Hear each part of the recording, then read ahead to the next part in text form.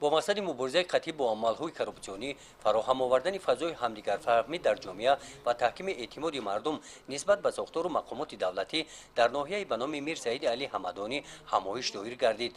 در این همایش کارمندان سخاي معارف دیرکتورین مؤسسه‌های تحصیلات میانه عمومی ناحیه اشتراک نمودند. نمایندگان اگنتی نظارت دولتی مالیوی و مبارزه با کرپسیای منطقه برآمد نموده راه‌های پیشگیری عمل‌های کرپسیونی را در ساحه معارف با دلیل و مثال‌ها شرح دادند. تاکید کرده شد که از خوانندگان و والدان طلب کردن مبلغ‌های پولی قطعاً منع کرده شده است. استفاده زمین‌های مؤسسه‌های تعلیمی غیر مقصدناک و دادن قطعه‌های عام به شخصان علاهیده منع می‌باشد. از رهبریت مؤسسه‌های تعلیمی دعوت به عمل آورده شد که در حجت‌گذاری‌ها بی‌اعتنایی ظاهر نکرده آن را سریع وقت و درست انجام دهند. از آموزگاران دعوت به عمل آورده شد که عاید مفهوم کرپسیا، عاقبت عمل‌های کرپسیونی و راه‌های پیشگیری آن را در مشغولیت‌ها با شاگردان فهمانند.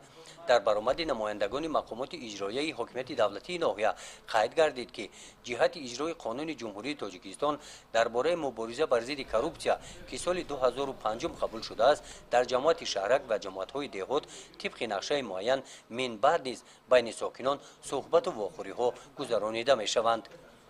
گزارش خواجه نظریف خدای نظر ظهوروف از ناحیه به نام میر سعید علی حمدانی برای برنامه اطلاعاتی نوید.